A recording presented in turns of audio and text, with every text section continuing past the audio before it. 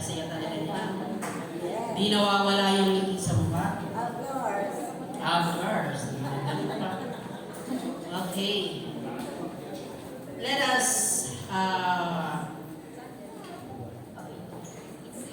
us pray. Pray po ang Panginoon. Welcome, Sister Susan, ang mami ni Kevin Mejarito. Ayan. Sister Susan. Welcome once again, Barola family. Si Nanay Belly. Sister Marlene, Sister Amy, and Sister Eileen. Sino pa mga taga Home Point? Home Point, yes. Okay, mga taga Manila, Jarn. Wala na. Taga Modesta. Yes. Taga Bonanza. Taga Rojana.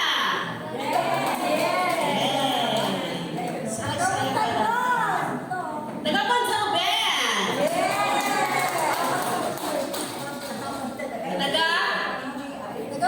Taga Florida, Pastor Jerry. Taga Evening Barreto.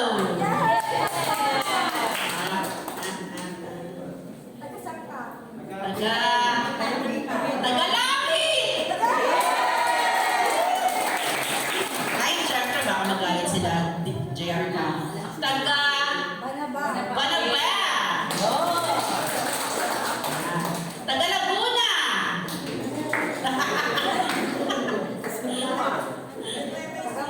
Taga Pastora Rizal. Ay, Pastora Rizal kayo.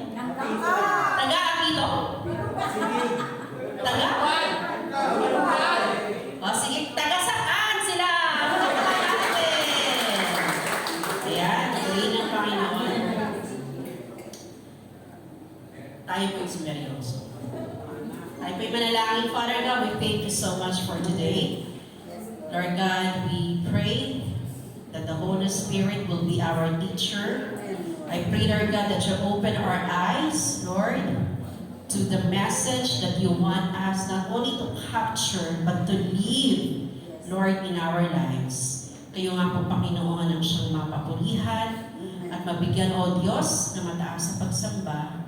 We pray, Lord God, that you bless our hearts. Help us, Lord God, to be teachable, to accept what you are teaching us, and to grow, Lord, sa aming character as your representative for this world. Ito pandalangin namin in Jesus' name. Amen.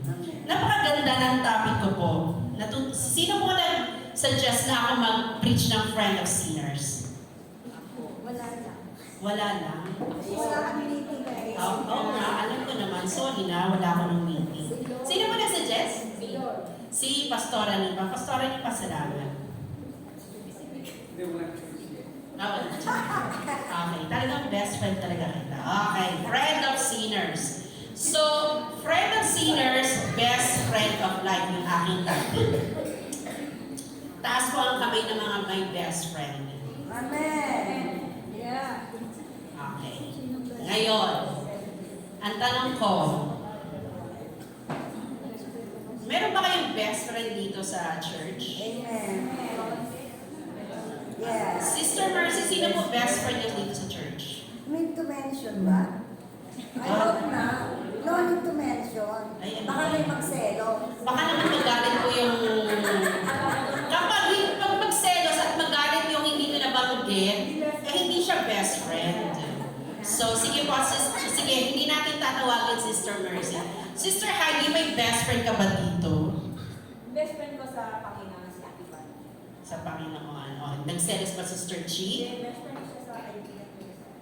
Ay, paano yun? Best friend mo sa Panginoon si Ate Banji. Siya, best friend mo sa Kasi kami ni Ate Van journey sa Panginoon. Okay. Pero hindi naman kayo mag-aaway pagkatapos ng preaching. Okay, sige. Ako po marami akong kaibigan. Kaibigan niyo ba ako? Yes. Yes. Iba natin. talaga, yung hindi kami nagkikita, pero magkaibigan kami. May ganun ba? Yes. Okay. Hanggang yes na yes kayo talaga. Tingnan natin. Sige po, ibaba po natin. Next slide. Sabi po dyan, Jesus is the perfect friend. Agree. Wala naman itong kumukontra. Siya po yung perfect na kaibigan. Di ba? Siya yung perfect na kaibigan kasi si Jesus Christ, yung kanyang pagiging friendly, talagang makikita mo yung talagang hindi dahil Diyos siya. Tatandaan natin, He is God in the flesh. Okay? He is God in the flesh. So therefore, yung pagiging tao natin, talagang capture yun ng Panginoong Jesus. And next slide, sabi po dyan, makikita po natin, dito sa John chapter 15 verse 13, basahin lahat ng kaibigan ni Jesus. In 1, 2, 3, go. Greater love has no one than this, that a person will lay down his life for his friends. Yan, sabi dyan, greater love has no one than this, that a person will lay down his life for his friends. And Jesus, actually, nalampasan niya ito eh. Because Jesus died not only for his friends, but for the whole world. Even for his, sa mga kaaway. Hindi niya kaaway yung mga nagre-reject sa kanya. So madaling magmahal dun sa mga taong minamahal ka, pero mahirap mahalin at more so, ibigay mo yung buhay mo dun sa tao na hindi ka naman minamahal. Hindi ka naman kinakaibigan. I would like to acknowledge si Kiro. Every Sunday may bago siyang dalang kaibigan. Palapakan natin si Kiro. Ang kaibigan na dala ni Kiro ngayon, anong pangalan mo, kuya? Si Del. O, diba? Nung isang Sunday, meron siyang dala nasan si Nathaniel, Kiro? Wala daw. Nasaan pa yung isang mga kaibigan? Si Polio. May ginagawa. Lahat tayo may ginagawa. So, every Sunday may dala siyang kaibigan. Ma-challenge tayo kay Kiro. Every Sunday may bagong dalang kaibigan. Okay. So, dapat, kumbaga ba, greater love, pinapakita talaga ng Panginoon Jesus na siya talagang dakila yung pag-ibig niya. Kasi kahit hindi niya kaibigan, ibinigay niya yung buhay niya para sa iyo at para sa akin. Next slide, sabi dyan, Ate Jen. Sabi dito, gaano ba ka-friendly si Jesus? Gaano siya ka-friendly? Tingnan mo yung katabi mo. Tingnan mo yung nasa likod mo.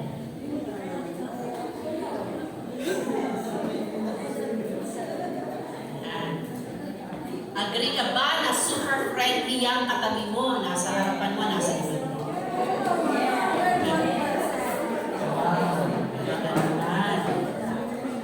So, tingnan natin kung gaano ka-friendly si Jesus at i-measure natin kung gaano ka-friendly ang church that represents Christ. Okay, tingnan po natin kung tayo po ba, tatandaan natin, malagi natin kinipreach, we are salt and light, we are representative of Jesus Christ. Now let us see how friendly are we. Okay? Sige po, Ate Jen. Number 1, tingnan po natin, someone who understands. Alam niyo po yung kanta na to? Alam, kanta to eh. Kung may makakahula na to, bibigyan ko na... One friend. Ha? One friend. One perfect, Brother Joel. Bibigyan kita ng mas gabong palakpakan. One friend. Someone who understands me and knows me inside out and helps me keep together and believes without a doubt that I could move a mountain. Someone to tell it to. If only I could have one friend that I wanted to be you. Tingnan niyo po, kung sino yung pwedeng nag-perfect description ito, walang iba kundi si Jesus. Siya yung nakakaunawa sa'yo.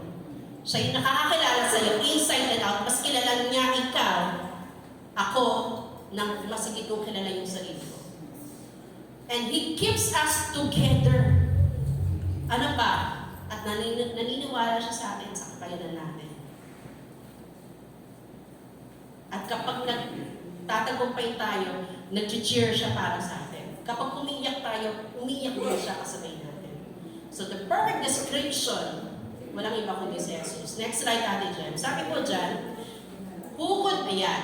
Ano na natin yan? Sige, Ate Jem, pakibaba. How and is Jesus as a friend? Kumusta pa si Jesus bilang kaibigan? Next slide, Ate Jem. He starts the conversation. Alam ko, nagdala na to ng mga preacher natin, di ba? Sa Samaritan woman. Nag-start siya.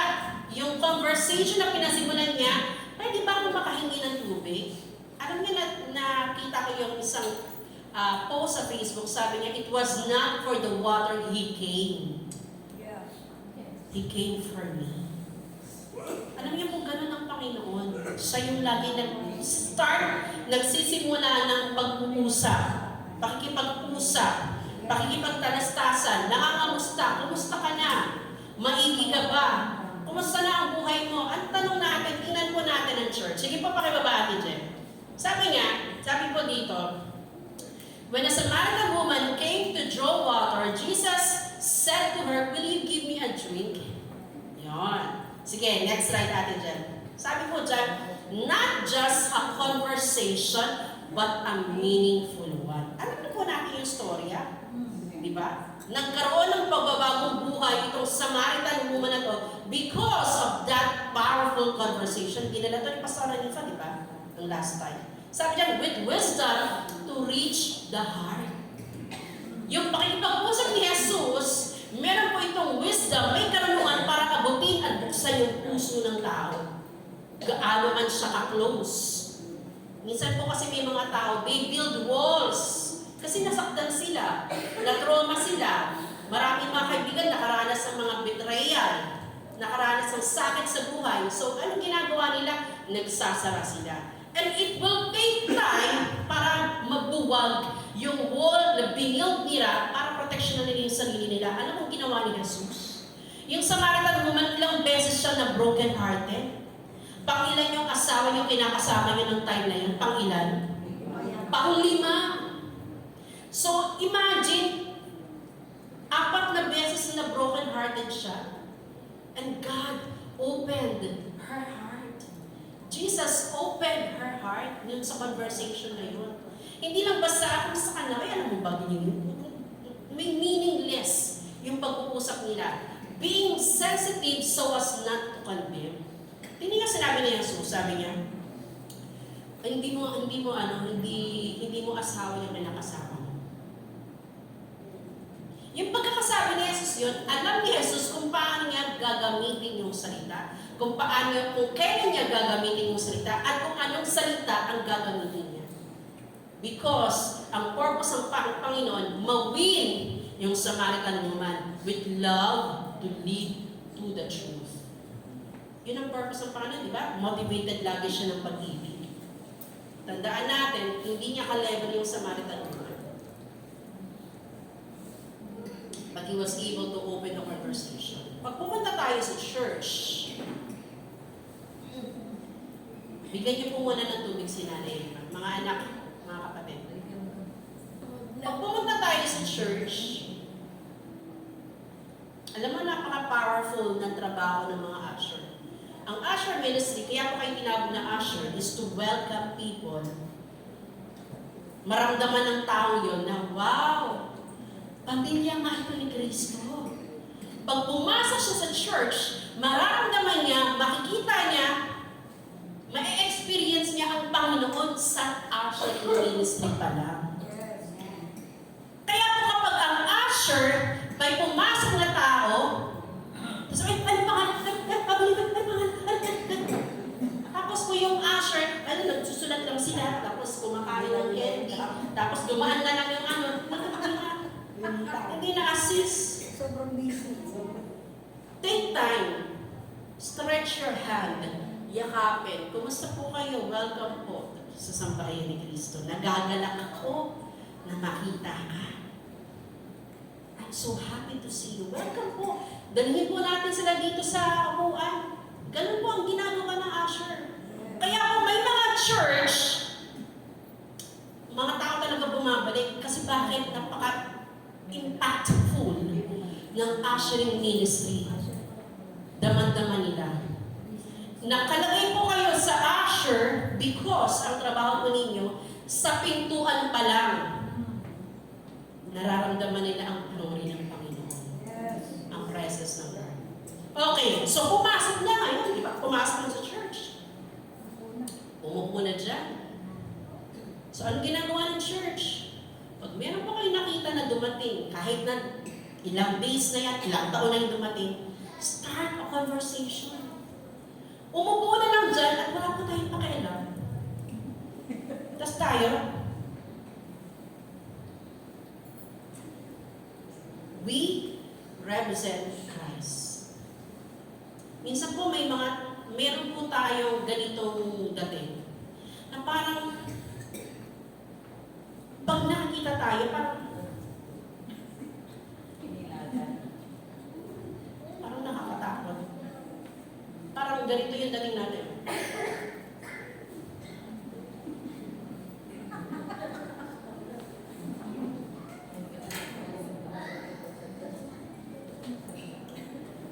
Alam niyo po, sa totoo lang, if I'm going to... Sino po dito nakapag-aral na ng attributes of Christ? Diba attributes ng character ni Cristo, attributes ng Panginoon? Alam niyo po, sobrang friendly and He is a good God. Kaya kapag yung mga tao, very open sa Kanya. Very palagay.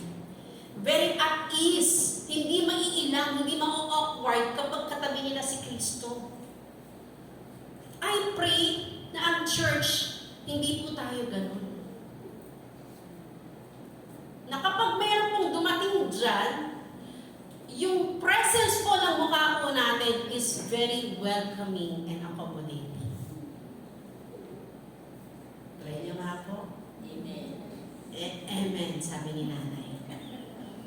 Sige nga po, try niyo nga po. Baka naman nagpo-project tayo ng ganitong personality natin because we don't want them na isipin na I am a respectable, a person of may dignidad, magandang reputasyon, at kailangan igalang. Yes! Wala naman problema doon eh. Kung meron ka dapat na galangin, walang iba kundi si Kristo, pero nakita niyo mag-abot siya pati sa mga bata. Yung mga bata tumatakbo sa kanya. Hindi ako naniniwala yung picture na pinapakita ng ibang mga religion na ano siya, na aloof. Hindi mo gano'n si Kristo. Super friendly siya. Tingnan mo yung katabi mo. Sabihin mo, super friendly si Christ. Meron akong request. Meron po akong request. Pwede po ba kayong magpalit ng upuan? Pumunta po kayo dun sa mga tao na hindi nyo pa nakakausap. Sige po. Tabihan niyo po sila. Huwag yun laging katabi ninyo.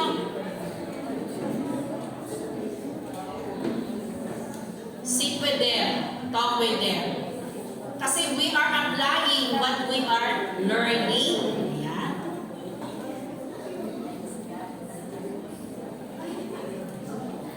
We start conversing, reaching out.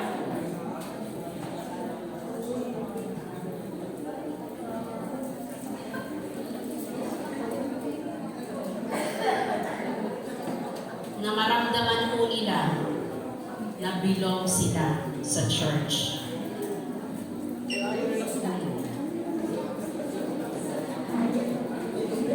Okay, sige na po, tama na po yan. Masyado na po tayo maingay. Okay na po, gawin natin yan mamaya. Next po.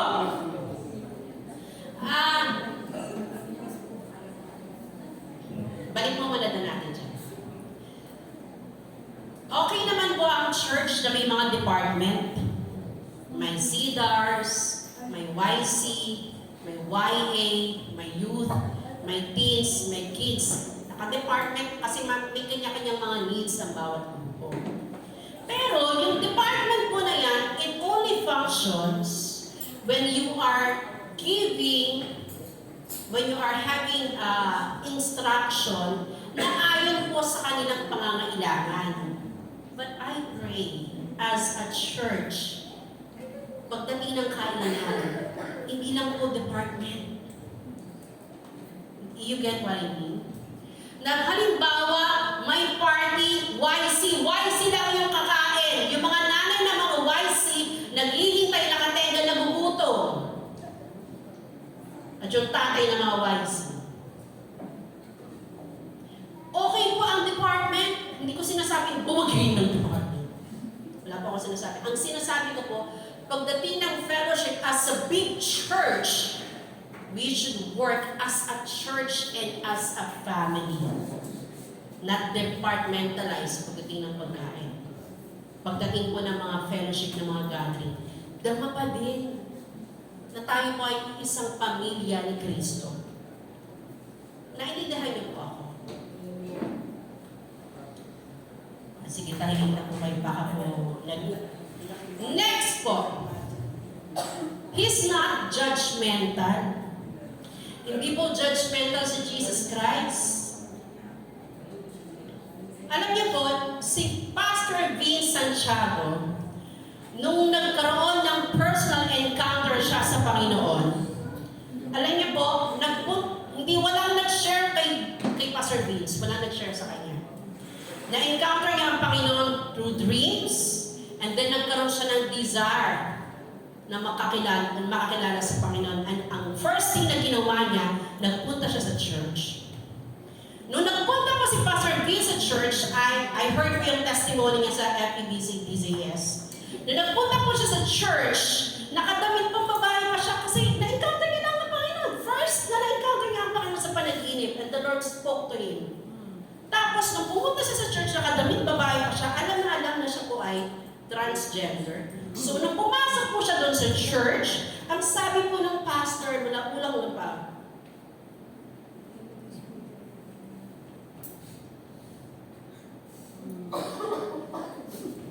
ganon yung tingin sa kanya. Hindi na po siya bumalik sa church na yun. Why? If our church is not oriented to accept every person, every race, every orientation, hindi po tayo magiging... Gusto natin i-win ang world, mag-evangelize, mag-mission. Yung mga tao na yun na pumupunta sa church, pag hindi natin maipakita sa kanila na friend tayo ng mga makasalanan, at ang dating natin is judgmental tayo, ano ba yan? Ang daming tattoo. Ano ba yan? May hikaw sa ilong. Ano ba yan? Ba't ganyan? Ba't ganyan? And sabi ni Kristo, come as you are. Pero ang church, meron tayong standard na dapat pumunta ka sa church, dapat malinis ka, wala kang hika, wala kang dito, wala kang ganyan. Yung standard natin masyadong taxing, masyadong mabigat para sa makasalanan. Masyado na silang nabugbog ng mundong ito, tapos tayo yung magka-close ng door sa kanila because of our judgmental spirit. Si Jesus Christ, ito pa sige pa pakibabaan Jen. Sabi po dito, then Jesus stood up again and said to the woman, where are your accusers? Alam niyo po yung story na ito, di ba? Yung babae na huli ng nangangaling niya, anong ginawa ng mga Pharisees? Talagang pinangandakan siya, pinahiya siya. Sabi ng batas ni Moses, dapat siyang batuhin, mga ganyan. Tapos ang sabi ni Jesus, kung sinong walang kasalanan sa inyo, siya yung unang bumato. Ano ginawa ng mga tao? Nag-alisan sila, unti-unti. Tapos tinanong ni Jesus yung babae, meron ba nag-judge sa'yo? Sabi ni babae, wala. Sabi niya, neither do I. Hindi kita i-judge. Ano sabi niya? Go and sin no more. Hindi niya ginudge yung babae, pero ang encouragement niya sa babae, mabuhay siya ng naayon sa kalooban ng Panginoon. God wants us to come to Him. Kung may standard ang mundo na dapat ganito ka muna, dapat ganyan ka muna, dapat ganyan bago ka lumapit sa Panginoon, kahit ikaw at ako hindi pasado, we are going to fail. Tandaan po natin, kapag may pumasok sa church natin, ano pa ang itsura nila? Our job is to make them feel loved and welcome. Because we represents Christ. we represents Jesus. Na kapag pumasok sila dyan sa church niyan, maramdaman nila na kahit sila, o sabihin natin bakla o tomboy, pumasok sila dyan, but, di ba, gusto ko napakagaling talaga ng Jesus. Kasi, in-acknowledge ni Lord yung kanyang kasalanan, pero hindi niya kinondem, pero ang sabi niya, in-encourage niya, magbagong buhay ka. Hindi niya tinotolerate yung sin. Sa tandaan po natin, hindi niya tinotolerate ang sin, pero hindi niya ginajudge agad. Tayo po kasi ang bilis natin mag-judge. Huwag mo nang tingnan yung katabi mo. Tingnan na lang natin yung sarili natin. Ganun po tayo, yun yung sakit natin. Kapag hindi pasado sa standard natin, ang bilis natin ma-judge. Ka-level ba ni Jesus yung yung woman caught in adultery, ka-level niya? Hindi niya ka-level. But, he reached out to her. At naramdaman ng babae niya, and I believe with all of my heart, isa yung babae na yun, sumunod kay Kristo hanggang sa krus ng Kalbaryo. Because she encountered Christ, the love of Christ, and that love transformed her. Yung pag-ibig ng Panginoon na yun, yun yung nagbago sa kanya. Alam niyo po, kapag may pumasok po dito, kapag naramdaman nila yung yakap, pag naramdaman nila yung ngiti, kaya, ito lagi na po natin itong binabanggit eh. Kapag makikipagkamay ka, tumingin ka sa mga akin, Pastor Aileen, lapit ka sa akin. Pag makikipagkamay ka, hindi ganito ganito Ganito po kasi yung kamay, di ba? Hindi maabot ganito. Ganito. Sino ganito kung makapagkamay? O, ganun lang. Pag makapagkamay, ganito. Ano po, kumusta? Ganon! Yung damang-dama! Diba? Yung talaga, alam niyo po kapag ganon, yung body, yung yakap, kapag dama mo, namis ako nito. Diba? Eh, paano pag ganito? Ay, alam ko, masakit. Babalik ka pa ba sa church? Aminin niyo, babalik ka sa church? Na hindi mo makita, hindi mo manang tingnan. Pag pumasok mo sa gate natin yan, doon pa lang sa gate natin, taguan, welcome to Sambahay ni Cristo Church! I'm so happy to see you! Kasabihin natin OA, ang OA mo naman. Si Sister Maureen, welcome! Nandun pa lang sa may price ka, sabi si Sister, ay, welcome! Ganun. Kaya siya yung paboritong nilalagay sa asya. Dapat lahat tayong ganun. Alam niyo po, walang OA sa Panginoon. Di ba, Simon? Walang OA sa Panginoon as long as you're, sabi ni Paul, whatever you do it for the Lord. Kung yung dahil doon, ay pala, lugong-lugo pala siya. Lugong-lugo, problemado. Tapos, na-invite mag-church. Pagdating sa church, sabi ng mga tao, oh, welcome, pasok ka na lang dyan. Anong pangalan mo? Ano pa kayo spelling nga? Hindi ko na alam magsulat. Mga nasa Ashen. Ay, ano nga pangalan mo? Sino din? Nasa Ashen. Hindi kita na yung mga member ng church. Parang lagi may bago sa church.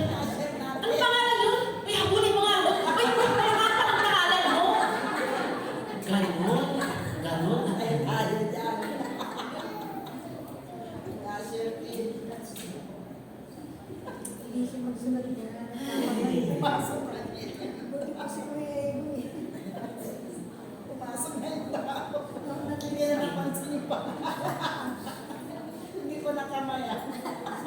Okay lang po kayo naman. Ganito po sa ushering department, taas ang kamay ng ushering department. Ay, palakpak, Sister Mercy. Meron po akong tip.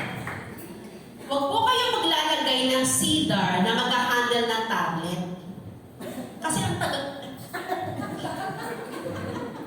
Nakapasok na lahat, natapos ay teaching. Ano yung pangalan nito? Asa na ba yun? Asa na yung letter A? Hindi makita. Kasi hindi Ganito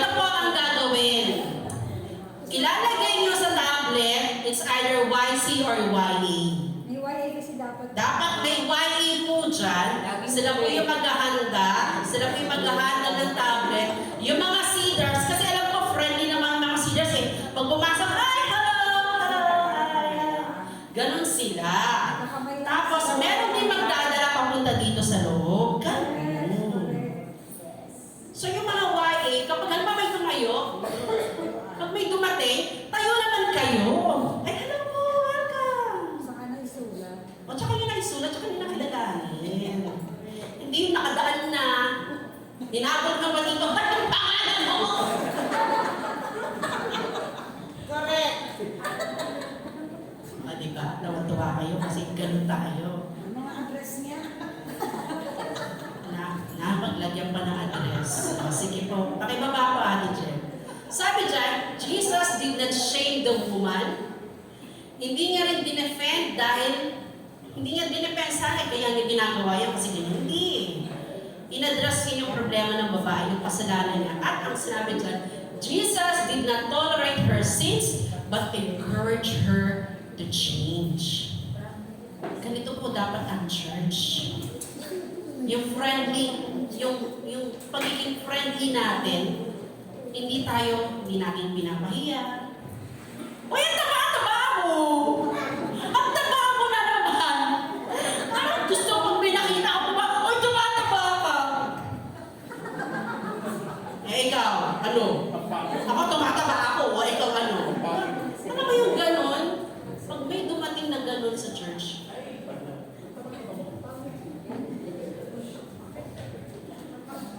oy, bakit hindi ka pa nag-aasawa? Ba't wala ka pang anak? Bakit ganito? Ba't ganyan? Tapos marunong ka pa kay Lord. Alam niyo yun? Mahilig natin, huwag po tayo maging ganun. Kasi hindi natin alam yung pinagdaanan nila. Yes. Hindi natin alam yung pinagdaanan niya, bakit hindi pa siya nagkakaanak. Ba't wala pa siyang asawa? Ba't wala pa siyang boyfriend? Hindi natin alam. Kaya wag po tayong panadesisyon sa buhay ng iba. Huwag po tayong mag-imaso. Blooming. Kapag merong dumating dito, sabihin natin, wag kumusta ka na. Oy, ang ganda ng damit mo. Bagay na bagay sa'yo. Hindi yung bola. I like your smile. Ganun. Ang bango-bango mo tingnan. Hindi yung ang sexy mo, ang ganda ng puwet mo. O yun, sexual abuse naman yun, mga gano'n. Ano naman po kayo magsasabi ng gano'n? Sabi niyo, oy, ang ganda mo, you are so beautiful in the sight of the Lord. Of the Lord. You are beautiful and wonderfully made. Yan. Diba? Masaya tayo, diba? Amen. Blooming. Kaya kailangan ko yung blooming ka ngayon. Yeah. Pangutang naman. Huwag naman kung ganon. Ay, Lord, hallelujah. Pakibaba ko, Ate Jen. Ayan. He shares the grief of others. Alam niyo po yung story, the shortest verse in the Bible, John 11:35, Jesus wept. Ang niyo po sabi dito, He cried with Mary and Martha. Umiyak siya kasama nila dahil nakita niya yung grief, yung sorrow na nawala yung lungkot nila, nawala yung kapatid nila, kaya sobra yung kanilang pagdadalang hati. Minsan tayo, for example, meron nangyari, ayan kasi buti niya, kasi yan judgment ng Panginoon yan sa kanya, ganyan kasi yan, kasi hindi na siya nagpa-pray, kasi ganyan yan, ganyan. A true friend shares your grief. Minsan kahit hindi ka magsalita, meron akong kaibigan, hindi ko siya kaibigan. Nung nawala pa yung baby ko, yung last pregnancy ko, kapitbahay namin siya. Nagpunta siya sa bahay, pumasok siya talagang so down talaga. Tapos nung pumunta siya sa bahay, ay masyado ko nag-e-echo, masyado naglakas ang boses ko. Hello? Hi? Ayan, okay na yan. Sige. So pumunta siya sa bahay, wala siyang sinabi. Walang sinabi. Niyakap niya na nga ako. Tumabi lang siya. Tinabihan niya na ako. Umiyak ako, umiyak. Tapos andun siya. Tapos tinatapik niya na ako. No words. But, after nun, sabi niya kasi ganito, hindi ko alam kung anong sasabihin. Kasi hindi ko na-experience yung naranasan ko. So, what she did, umupo lang siya doon. Pag may namatayan, okay lang yan. Magkaka-baby ka pa din. Gumawa ka na lang ulit. Hindi po ganun kadali yun kapag nawalan ka ng baby. Pag nakunan ka, tapos sasabihin mo, gumawa ka na lang ulit, ibang buhay yung nawala doon sa panibagong buhay na tayo. Kaya kapag tayo nagsasalita tayo, we have to be very sensitive. It doesn't need ng flowery words yung sasabihin mo. Alam mo, sinasabi ng Panginoon, ganito, ganyan. Hindi kailangan eh. Hindi, alam niyo po yung mga tao nagdadalang hati, hindi nila kailangan ng mga advice. Sometimes, all they need is someone who will just sit with them, cry with them. Sapat na po yun para gumaling sila. Someone who will journey with them. Pero kapag ang dating po natin, ang lagi natin sasabihin, okay lang yan. May plano si Lord. Totoo naman may plano si Lord. Pero sometimes, yung moment na yun, yung salita na yun, hindi niya kayang tanggapin at that moment na nagigrieve siya. Hindi kayang tanggapin yun. If the person is crying, grieving over someone na nawala sa kanya, no amount of words ang pwedeng magano sa kanya. Kailangan lang nila, damayan lang natin sila. Isang tapik, isang yakap. Kaya sabihin mo, I'll pray for you. Ganun lang. Hindi mo na kailangan sabihin, alam mo, may plano for all things work together for good to them that love God. For I know the plans I have for you, says the Lord. Alam niya po, alam niya na yun eh. Alam niya na yun. Napakinggan niya yung nabasa na yun. But that moment is not applicable doon sa mga words natin. Hallelujah. Alam niyo po, kaya ganun si Jesus Christ. He is despised and rejected of men, a man of sorrows and acquainted with grief. And we hid as it were our faces from Him. He was despised and we esteemed Him not. Mismo si Jesus Christ, naranasan niya na i-reject siya, imok siya ng mga tao. Kaya kapatid, ang pagiging totoong kaibigan ni Jesus, kaya niyang makidalamhati sa iyo. Nawalan ka ng boyfriend, nawalan ka ng trabaho. Naalala ko yung asawa ni Job. Sabi ng asawa ni Job, tingnan mo kahit ang galing talaga ng Panginoon, para ma-mold yung character ni Job, iniwanan siya yung asawa pa niya, di ba? Sabi ng asawa niya, isumpa mo na sa Lord para mamatay ka na. Di ba? Yun ang sabi ng asawa ni Job. Hindi nag-comfort sa kanya, pero it strengthened Job's faith in the Lord. Ang Panginoon, kapatid, alam ni Lord ang pinagdadaanan mo. Kaya po tayo, nagre-represent kay Jesus Christ. Taas ang kamay, nagre-represent kay Jesus Christ. We must, sabihin natin, kumbaga ba, pakita natin ang reflection ni Jesus. That we cry for those who cry. We weep, we rejoice. My congratulations! May bagong kotse ka! Kaya may bagong kotse kasi pinili mo yun. Puro ganun tayo. Diba? Oh, baby. May bagong ba? Grabe, may bagong ba? Ano na lang sa pag-ibig? Ganon tayo. Hindi tayo nagre-rejoice. Kapag masaya nagtatagumpay, i-congrats natin.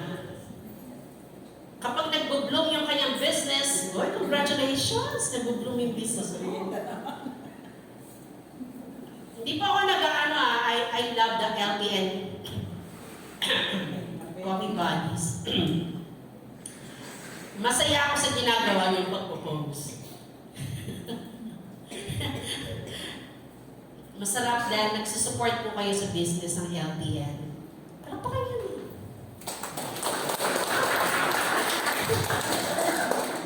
Salamat. Salamat po sa mga sumusupport sa business. Yung people nagtayo dito ng bakery, tapos ang sinuportahan yung dito bakery. Hindi tayo gano'n. We support every bakeries. Hindi lang yung LTN. Sister Chi, bumili po kayo sa kanya ng mga cakes. Yan, ang conglomerate ng Walling Food Business. We support, di ba? Ang haba na ng sinabi ko. Sige pa kayo, baba na nga din. Okay, yan. Sabi dyan, He understands our pain. He knew the feeling of loss, rejection, physical and emotional pain. Alam ni Lord yan lahat. He shared with our burdens. Ito po yung kagandahan sa Panginoon. Dama ka niya. Sabihin mo sa katabi mo, dama ka ni Lord. Ano yun mas Pastor Jerry? Itong dalawang nandito sa unit. Kayong dalawa lang nag-uusap. Gano'n yun mas Pastor Jerry, dama ka ni Lord. Pastor Rebecca, gano'n. Yan! Kayong dyan tatlo, hindi kayo nag-adya. Sabi niya yan Dama ka ni Lord. Hindi niya ako sinabihan, sabi ko, dama ako ni Lord na lang. Oo. Pag hindi kayo sinabihan, pag walang bumati sa inyo, sabihin mo sa dama ako mo Lord. Dama ako ni Lord, dama ako. Dama tayo ng Panginoon. Pero nakakalungkot naman, walang magsasabi sa iyo. Diba? Dama ka ni Lord. May nakakatawa si Arvin, katabi niya si Tatay Tony, oh. Diba? Umalis siya doon sa pwesto niya, pumunta siya doon sa mga ibang... Nakakatawa naman si Kuya Arvin. Palakpakan natin si Kuya Arvin.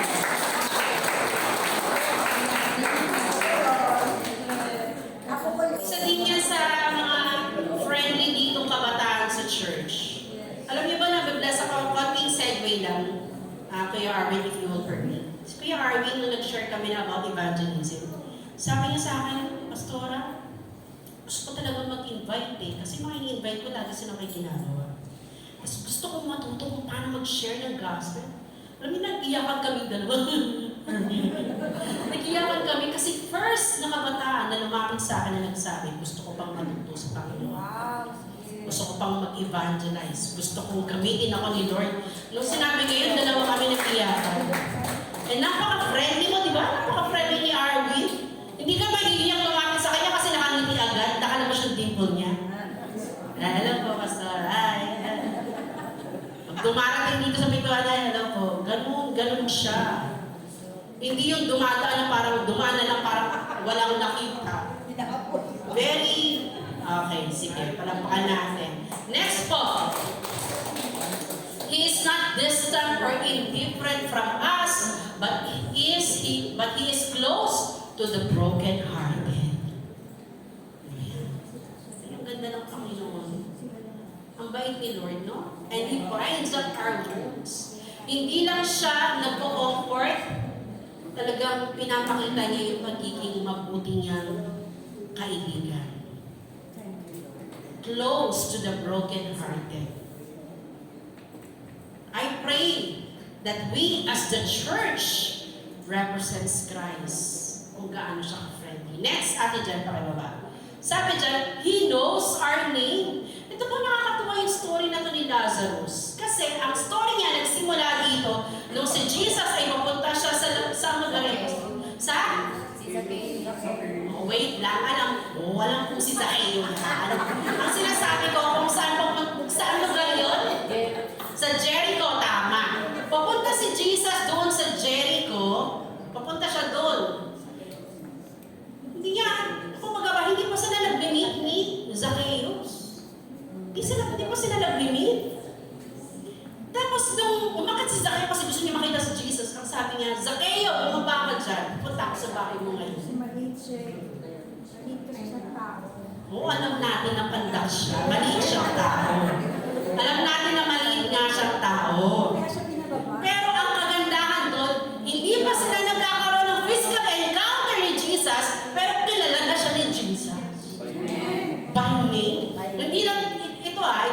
kagandahan sa Panginoon. Kilala niya tayo bawat isa. Kaya napakagandang kaibigan ni Lord.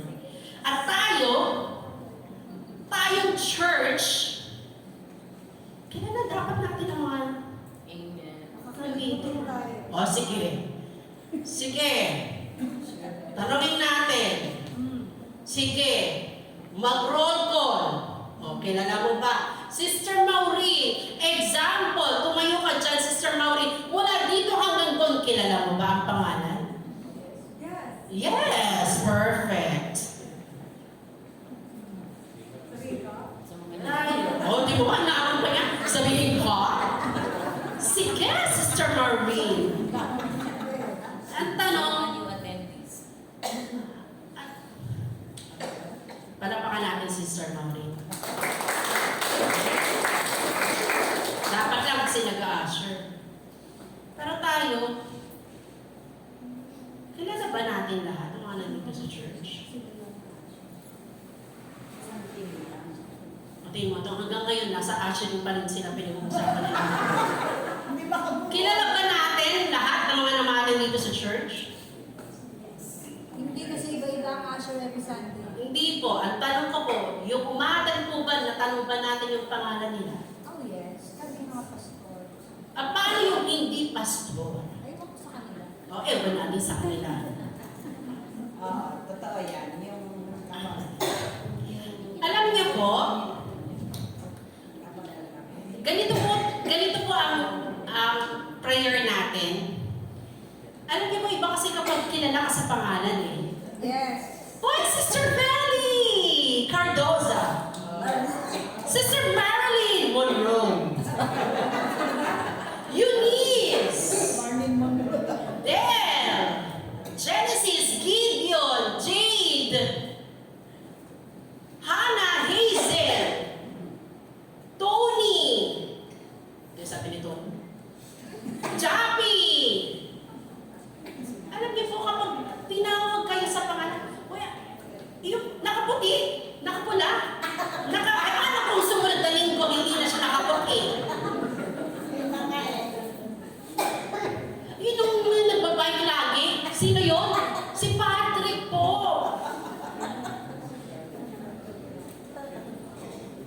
I mean, maliit na nga po ang church natin. Understandable yan kapag CCF at saka Victory kasi laki ng number nila. Pero ang church natin, ilan ang church natin? Estimated attendance natin? 90 to 100. 90 to 100. Kilala po ba natin lahat? Kilala ba natin yung anak ni Sister Sherry? Mula kay Maymay, kay Chami, kay Cheska, Barola, Brother Romel, Sister Susan Mejarito, Pastora Riza, si Lucas, si Deacon, si Daniel. I mean, church, iba.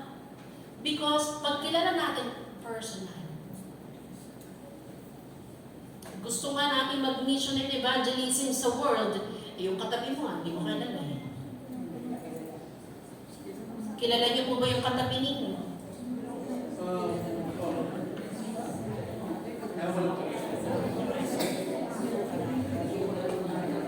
Problema na dito.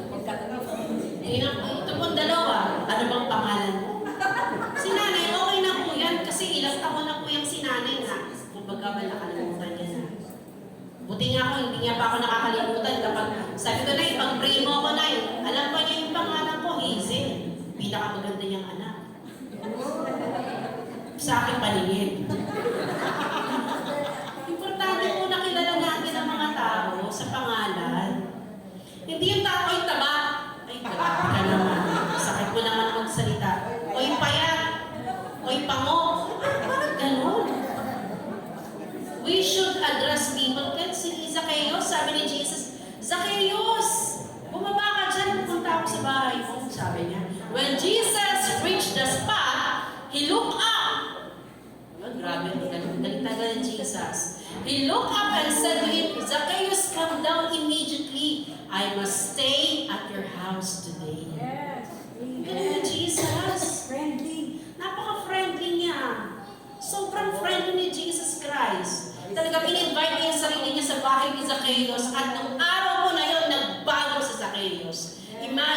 we are friendly to the sinners, to the world,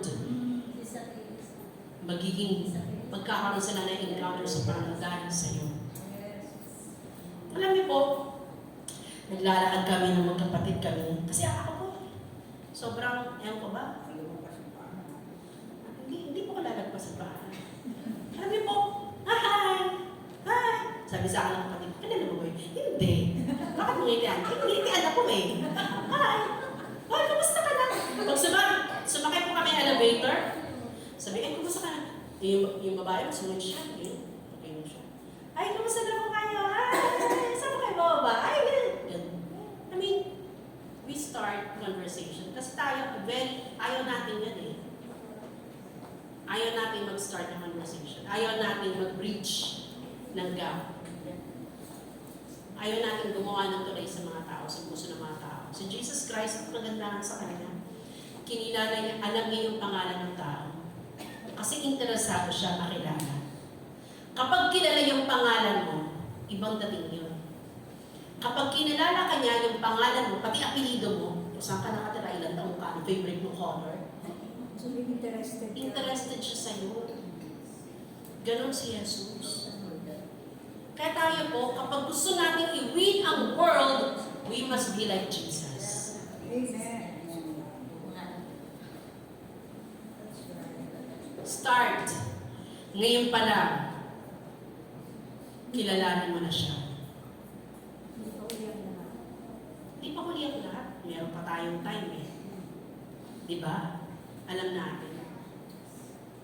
Alam niyo po ba yung pangalan ng mga anak ni Sister Gemma Flores? Mula sa panganay? Si Kuya lang ang tawag natin. Si Erwin, si CJ, si Hannah, si Hazel Flores. Nakasama si Simon. Iba po kapag kilala yung pangalan. Okay? Next po, Ate Jen. Jesus knows our past, but He calls us by our name. Diba? Alam niya. Alam niya yung past mo. Pero hindi kanya tinatawag na sugalero, badyongera, rebelde. Anong tawag ng Panginoon sa atin? He calls us by our name. He said He is our friend, no longer an enemy. Ang sarap naman. When He changes our status, He gave us a new mission, just like what Zacchaeus. Nung binago ng Panginoon, nung na-encounter ni Zacchaeus si Jesus Christ, nagkaroon siya ng mission. Sabi ni Zacchaeus, simula ngayon, lahat ng mga kinulimbat ko, mga mali-maletang pera na yan, ibibigay ko sa bayan. Ganon ang ginawa ni Zacchaeus. Transformed. May bagong mission. Kaya tayo po, when we reach out to people, tayo po naman, tasa kami ng mga Christian. God changes our status, and He gave us a new mission. Dapat maging friend of sinners din po tayo. Sabihin mo sa katabi mo, friend of sinners. O kayong dalawa na naman dyan nag-uusap. Ako dito si Pastor Jerry. Sige yung kasalanan.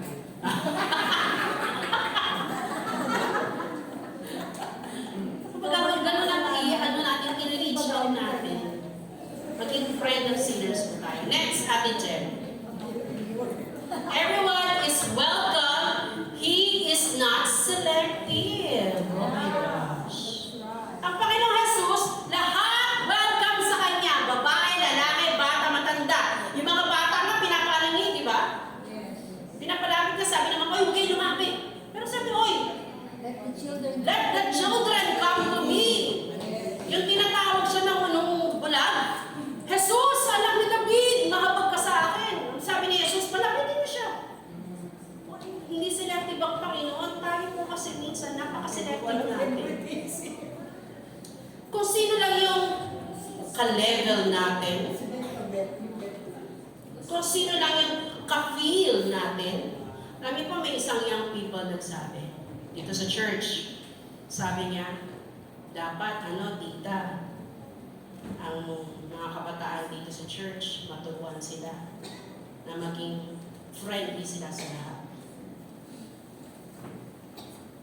Hindi lang yung kung sino lang yung mga, sila lang.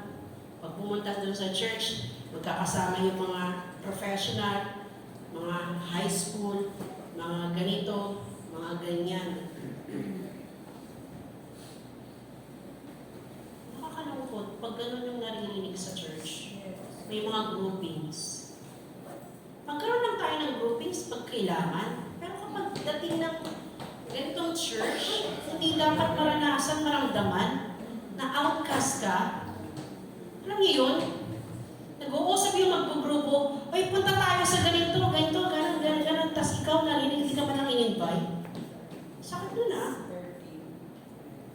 Punta tayo sa MOA. Ito, ganito din, kain tayo ng ganito. Tapos nandun ka, kasama ka nila sa upuan. Ako I appreciate Angelo.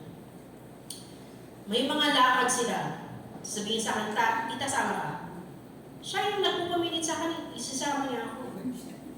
Kasi ililibre ko siya. Ililibre niya ako, siya laging ililibre sa akin, di ba? Si Angelo.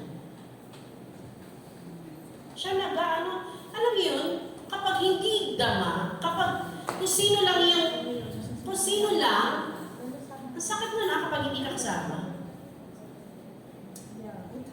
It hurts po. Sinasabi ko po sa inyo na ang sakit. Kapag may mga grupo, puro seeders lang. Sabi ko po sa inyo, okay lang po yan kapag meron kayong gawain. Pero kapag kailangan ng fellowship, dapat po lahat kasama. Iwasan natin, buwagin natin na ang church may groupings. Kung sino lang yung tipong, nakikita natin sa mga Hollywood na palabas, yung tipong darating sila mga nakaganito, nakakasang kilay, hindi namamansin, gosh, yeah, I like that. Ganun. Parang pag uupo ka sa tabi nila, bila sila titigil, ikaw ba? Church ba yun? Parang ang hirap mo naman, hindi gano'n si Kristo. Hindi po gano'n si Jesus. If we want to represent Jesus Christ, we must get out of our comfort zone. Be friend with everyone. Hindi lang kasi sino lang yung kapil ko kasi siya.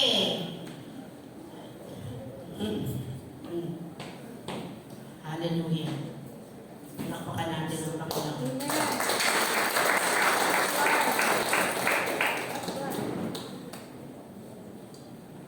Ilan po dito naranasan ninyo na ma-outcast kayo? Outcast kayo. Umiyak sister. Sabi niya, diba? Ang hirap kapag outcast ka sa tinatawag na katawan ni Kristo.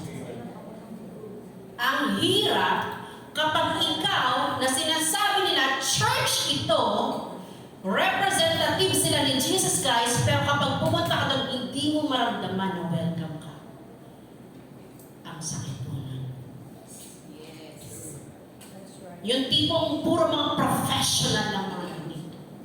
Yung mga hindi aral, yung mga hindi nakapagtapos, yung mga walang trabaho, sila yung nandun sa kusina naglilinis sa kung ano-ano, mga nagwawalis ang nilinis ng CR, nagbubukas ng mga plato, mga pinggan, ay yung mga professional, hindi mautusan.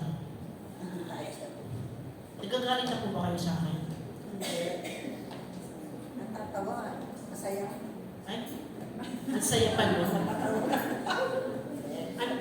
Ito po yung pakiusap natin sa church. Ang church po, maramdaman niya na hindi siya nabibilo. Di ba sabi po doon kapag hindi ka in-invite, huwag ka pumunta. Kapag last option ka, huwag ka mag-join, huwag ka sumama. Kasi po, kapag in-invite ka lang kasi napilitan ka, Masakit po yun. We want the church to really represent Christ, that every one of us, may aral man o wala man trabaho o hindi, successful ka man o hindi, mayaman ka man o wala, may kotse ka man o hindi, daman na pamilya tayo ni Kristo. Yes. Amen. Meron po isang senaryo na nangyari. Yung isang babaeng buntis, nakiusap siya kung pwedeng isakay niya sa sasakyan. Pero hindi siya pinasakay. She was pregnant during that time. My heart feels bad. Church, it's time to reflect. Kasi kung hindi lang po tayo tinawag ng church para maging church, we should grow in our character. If we wanted to represent, to reach out for the world, to evangelize, dito pa lang sa community natin, maramdaman na talagang totoo tayo. Practice na natin. Maging pamilya po talaga tayo ng Panginoon. Maramdaman. Tsaka wag naman po tayo, hindi po, pag nakikita tayo, parang, hindi naman po tayo. Smile. Smile.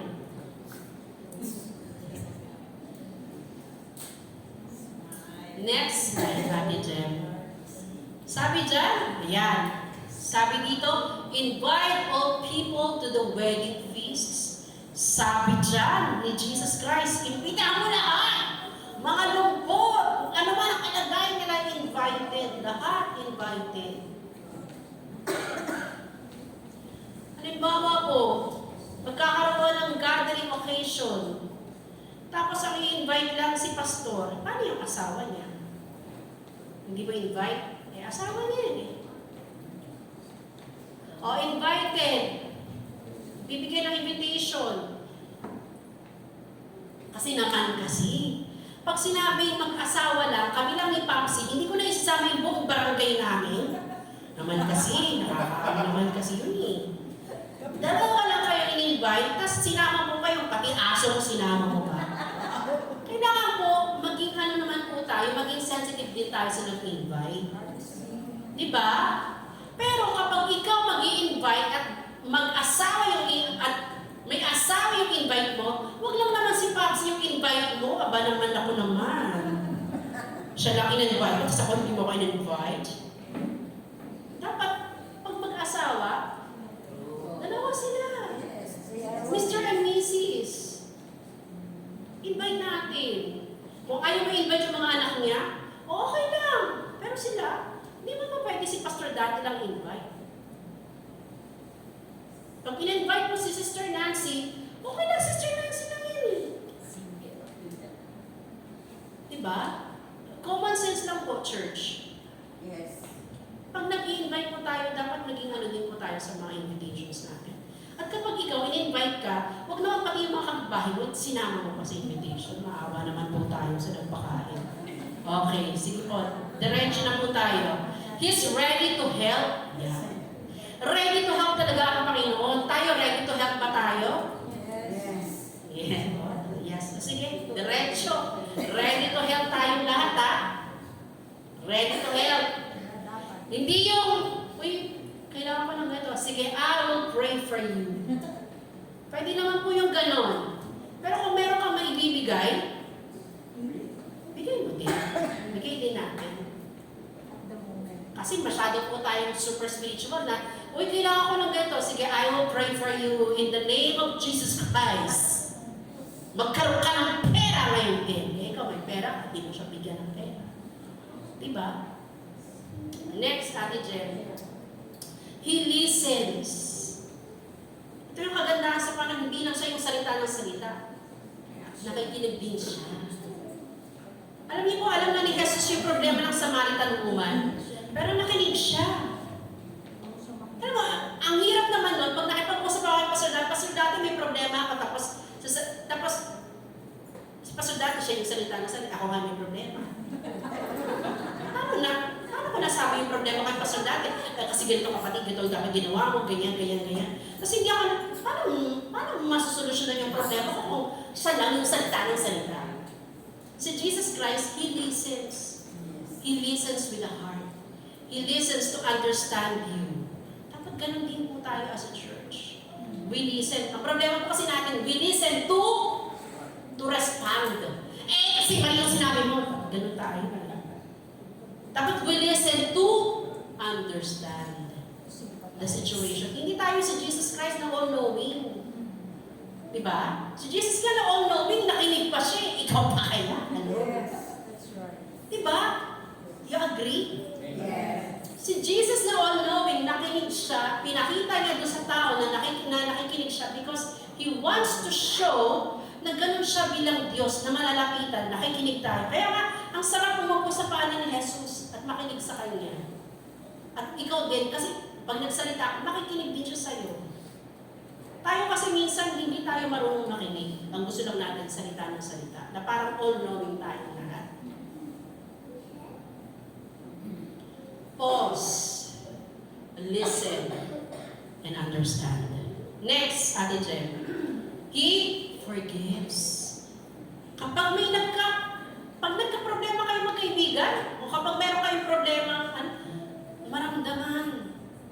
Ano yung ginawa ni Jesus Christ kay Peter? Alam natin kung ano nangyari kay Peter, di ba? Sige nga, Ate Jen, pakibabayan. He forgives, He restores, He gives second chance. Kami magkaibigan, nagkaaway kami, di ba? Best friend, kawayan mo ko dyan.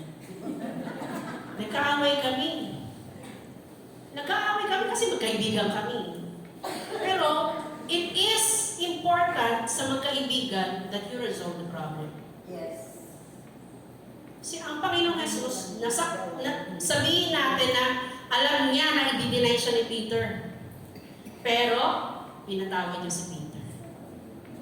Ano pa? Ni-restore niya sa Peter. Ano pa? Binigyan niya ng pagkakataon.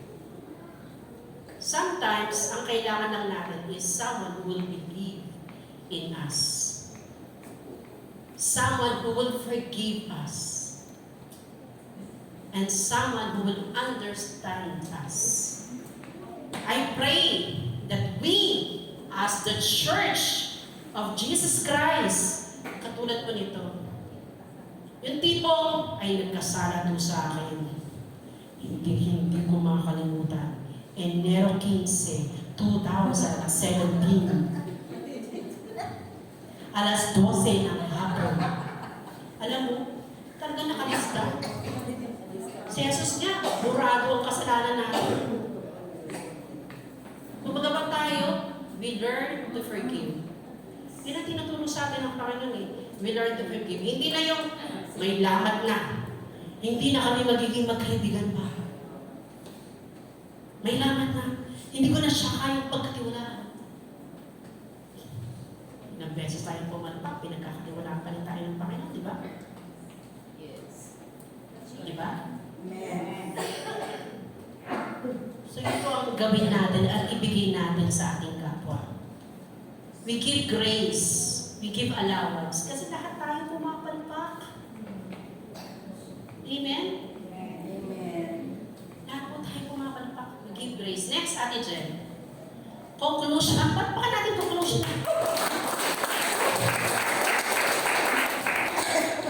Jesus is the good example of how to befriend sinners. I pray, church, gayahin natin si Jesus. Hindi niya ka-level ang Samaritan woman, hindi niya ka-level si Zacchaeus, hindi niya ka-level yung mga tao yun. Pero, kinaibigan niya. Siya pa, yung unang umabot. Tayo, kailan tayo aabot? Next, Ate Jen. As believers, we are to imitate Christ in reaching the world. Gusto natin ma-evangelize ang mundo, maging friendly muna po tayo. Yes. Kunin natin yung pattern ni Jesus Christ as being friend of sinners. Nang sa ganon, kapag nakuha natin yung pattern ng friendship ni Jesus Christ, kung gaano siya ka-friendly, we can also win sinners. Tatandaan po natin, dati po tayo ganon mga sinners. Meron din po nakipagkaibigan sa atin. Kaya po tayo lumapit sa Panginoon. Amen? Sige po. If we can never be friendly like Jesus, we can never win the world. Ito po yung challenge natin and application. Kailangan po maging friendly tayo katulad ni Jesus. Sapagkat kung hindi, huwag mong i-expect ang world lumapit kay Jesus. Hindi na bababa si Jesus dito para makapag-friends. Ikaw na ang kamay, ang paa, ang bibig, ang puso ni Jesus. So dapat we represent Him bilang friend of sinners. Tayo po natin kumayo.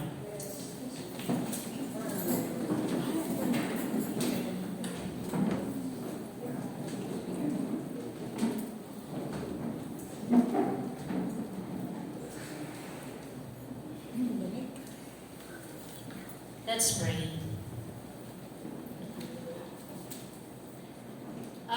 Bago po kung anong oras po? 11. 11:05. Meron pa akong isang oras. Kailangan kayo natawa, di ba? Pwede po ba kayong pumunta doon sa tao na gusto niyong pasalamatan siya sa friendship niya? Sige po, just give time. Gusto mong pasalamatan siya, salamat dahil naging kaibigan kita. Lumabas kayo dyan sa upuan na!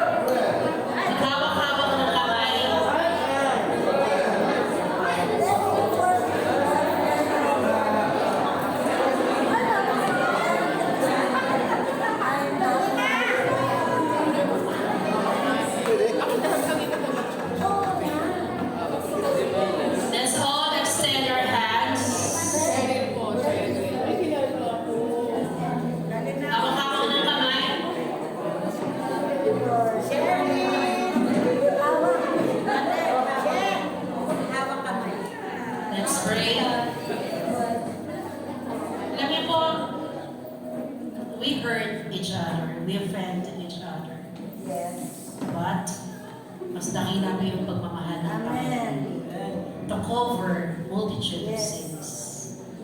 We have hurt, may nasabi tayo, meron tayong mga nagawang mali, nasaktan natin ang bawat isa.